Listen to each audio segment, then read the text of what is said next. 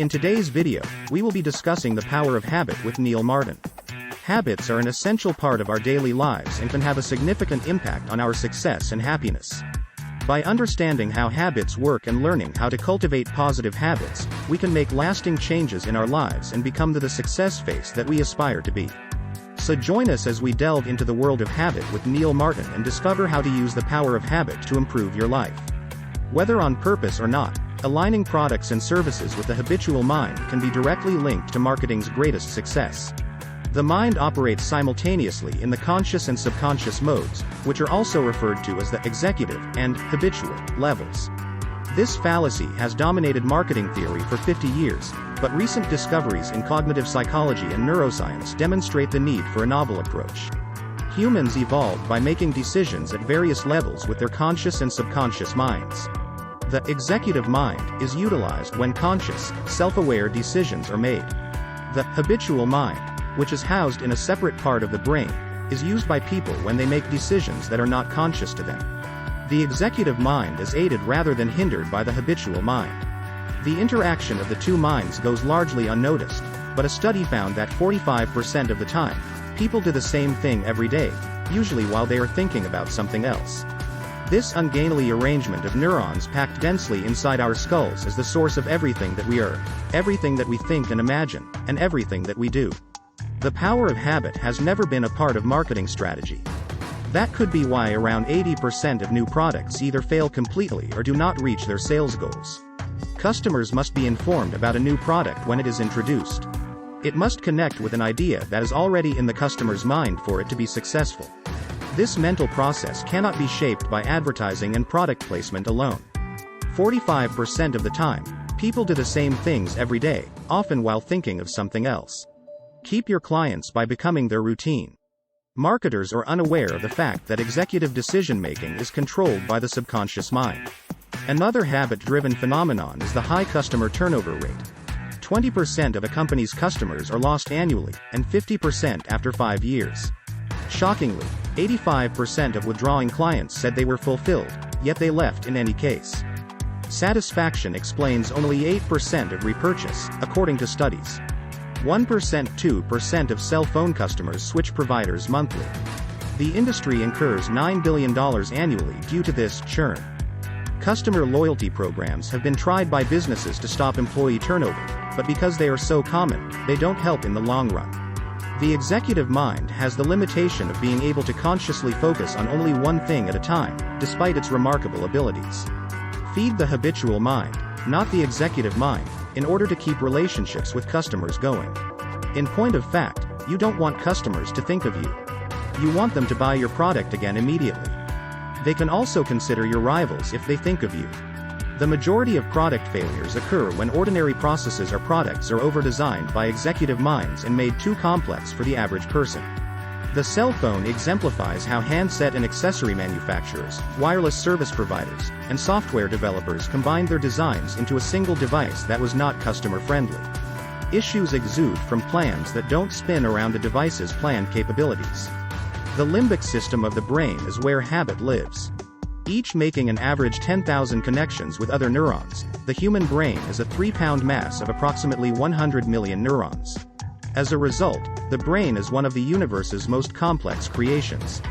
There are 3 parts to the brain: the cerebral cortex, limbic system, and hindbrain. The structures of the hindbrain, the pons, medulla oblongata, and cerebellum, are the brain's oldest. They are collectively referred to as the dinosaur brain, and their evolution spans 200 million years. They handle procedures that are automatic and integrative. Habits are made by doing the same thing over and over again to train the habitual mind. The limbic system is where the emotional and habitual mind is located. In the basal ganglia, habit memory is formed as neural circuits strengthen over time. The hippocampus is where conscious memories are stored, while other types of memories are stored elsewhere. The habitual mind works automatically and learns through repetition and reward. The relationship between the executive and habitual minds is intricate. The executive mind benefits from reasoning, whereas the habitual mind learns through repetition. The executive mind assigns routine tasks to the habitual mind and focuses on a single thing at a time. To move an existing habit from an unconscious to a conscious process takes more effort, the stronger the habit. The executive mind focuses on a new event that it notices. For instance, while many people talk on the phone while driving, a driver entering a new neighborhood will concentrate on the surroundings to locate the correct address. In both travel and shopping, consumers follow the same procedure, selecting well-known brands to make purchasing decisions simpler. Even though they can only see 5% of the Coca-Cola logo, most consumers are able to recognize it because of this strong subconscious connection to brands. However, ineffective advertisements waste billions of dollars annually. Purchasing decisions are dominated by habit, not rational thought. If someone has previously purchased a product, they are more likely to do so in the future. This pattern holds true regardless of whether the customer actually enjoys the product. Customer satisfaction surveys and other similar efforts at research are a waste of money because people buy products without really knowing why. To keep a customer, you must win the habitual mind, but you must sell the executive mind. The unconscious learning process is linked to a variety of memory systems, including priming, skills, habits, stimulus response conditioning, and others, that are used in people's routines. Between the conscious and unconscious, memory is a murky scientific field. The link between memory and rational thought processes is emotion. Thus, emotions play a crucial role in conscious decision-making, including the selection, recall, and consolidation of names and events into memory. Ads that don't show any emotion, like lists of features of a product, are dead on arrival. In point of fact, our memories are remarkably fickle. Consequently, most of our advertising funds are wasted. Individuals act because of advertisements and messages that reverberate inwardly. For instance, if you deliver your message when people are in a good mood, it will have a greater impact. When a customer is in a good mood, they retain more information. Because of this, print ads that are situated close to positive stories have a higher recall rate. Clients are fulfilled when they experience an item or administration that surpasses their assumptions, yet even that doesn't make them faithful. A routine is making purchases on a regular basis. Customer satisfaction is cited as one of the most important marketing drivers by roughly 90% of businesses. Even though most businesses try to meet customers' expectations, most truly satisfied customers have encountered a product or service that went above and beyond.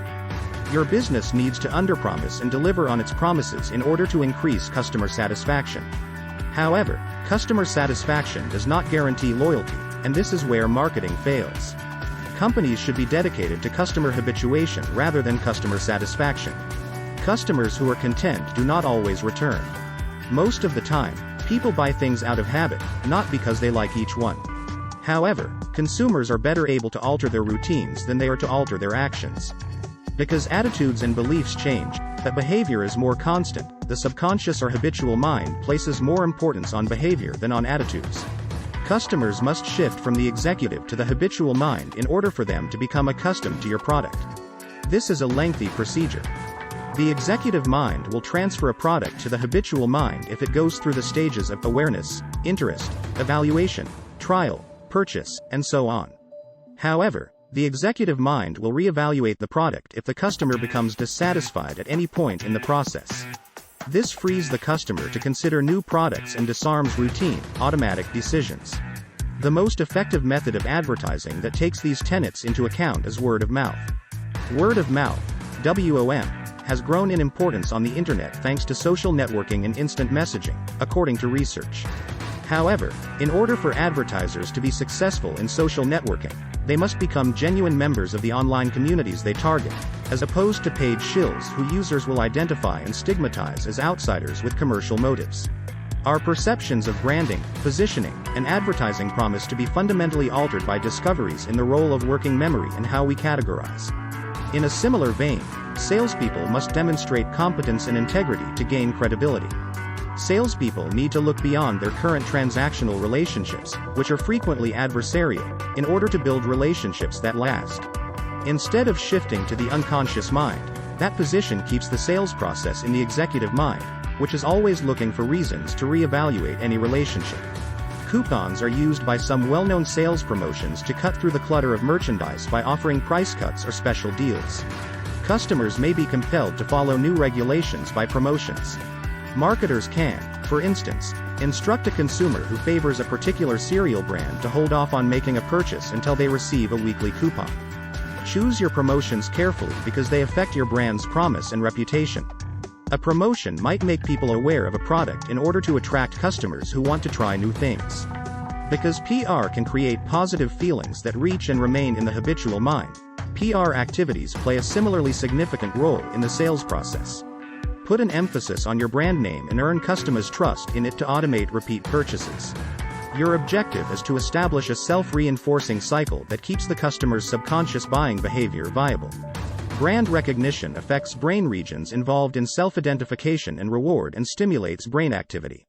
Show customers the physical brand, including the logo, brand marks, and packaging, to induce an automatic buying mindset. For example, the Coca-Cola bottle shape alone triggers areas of strength for a reaction. Marketers should be aware of a customer's emotional buying process.